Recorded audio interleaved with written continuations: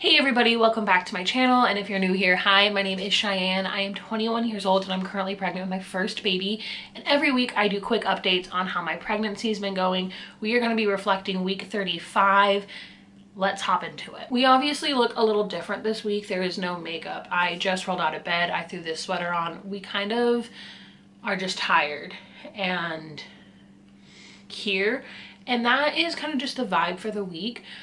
Honestly, that's just kind of been the vibe for the pregnancy the last couple months, is I'm just tired, and my cats keep waking me up like frequently, like every couple hours, and I realize that like they're just training me for the baby, and I don't like it because I just want to sleep while I can sleep. The only real physical update I can say that I've had this week is the fact that my body has started to cramp, and I can just tell that my body is, everything's lowering, everything is kind of tightening but also loosening and kind of just getting ready for a baby to come. I have never really had a cramping problem. When I was in high school and just throughout my life, I've always had a very consistent period of 2 to 3 days, 2 of those days which are very, very light, and then the second day is extremely heavy, and that is different from everybody I know. It's weird. I feel very blessed that it's only a couple days long and I don't cramp, and that's just how it's always been. And so I haven't really ever had much experience with cramping, and I haven't had any experience with it since I've been pregnant, and this week was the first week that I really started to feel it. It's not like painful cramping. It's nothing I'm like worried about. I can just tell that it's the beginning of my body really starting to get ready. I have 2 more weeks until I am technically full term, and so I'm sure that these feelings of just getting ready are just going to keep going and going. But that is the only real physical update. This is what my belly is looking like.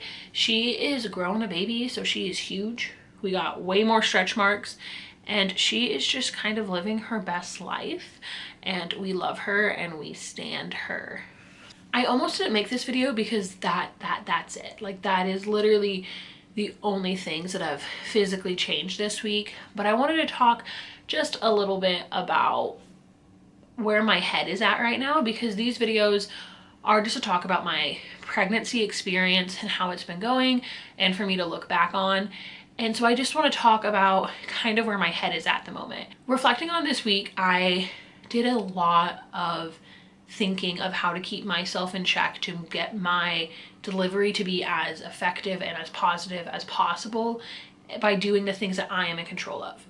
I am somebody who overthinks, overplans, overpacks. That's who I've always been. That's probably who I'll always be.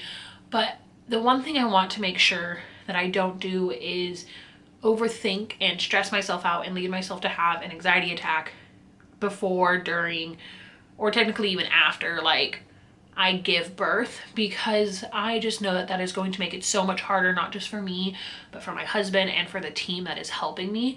I have a bad habit of freaking out over things that I've never done before, because I am just afraid of lots of things. Anxiety just runs really, really strong in me, and so when I do something I've never done before, my body freaks out because it doesn't know what it can do to brace or what it can do to help me. And so I have been trying really hard to do all I can to mentally prepare for what delivery will feel like or look like or sound like, so that I don't freak myself out. But the thing is I really have no idea what it's going to look like for me. Because, for example, I watch lots of birth and delivery vlogs. I think they're so cute. I love them so much. But they're all very different because they are all about people that get in their own cars, drive down to a hospital. They can have friends and family there.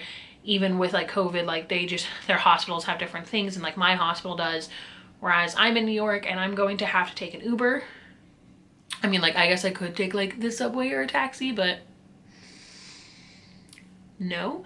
So I'm gonna take like an Uber or something like that, go to the hospital, and just pray that I have everything packed, pray that my husband doesn't have COVID, and pray that he can stay there the entire time. Now that I went through week 35, a lot of it has been me thinking. I am somebody who has to both physically prepare, but I am prepared. We got nursery done. We're just decorating the like crib area now, but everything's like ready for the baby to be here. And now I have to mentally prepare myself to have a baby. And this in my head means looking forward to all the pros, all of the great things that can happen, but also being realistic and looking at all the things that could happen, all of the bad things that could happen. And there are moments when it's really disheartening, because there are moments that I'm really scared that for some reason, who knows what, maybe in a month I go to the hospital and I don't come home with a baby. And there's no reason why at this time I should worry about that, because my doctors have nothing to worry about. They haven't given me anything to worry about. There's nothing about my pregnancy so far that has us to worry. But as somebody who has to emotionally prepare for these things, that is something I've just had to think about, is the reality of like, okay, if this happens, what is the plan? On the other flip side of how great it's going to be to bring the baby home and how excited I am to have him, but how do we make sure that everything goes well? And, you know, just over planning, overthinking, because that's who I am. And it's exhausting, to be honest. This is probably the shortest video I've made so far. I feel like there's lots I could talk about, but I don't know what you guys would be interested in hearing about my thoughts about preparing for pregnancy. So let me know in the comments, or let me know on my Instagram, because I feel like there are so many things I could talk about and chat about, but I want to talk about things that people want to hear, need to hear, want to hear my opinion on. And I don't know what those are. But thank you so much for watching. I really appreciate it. I hope you guys have a good week, and I'll see you guys next one.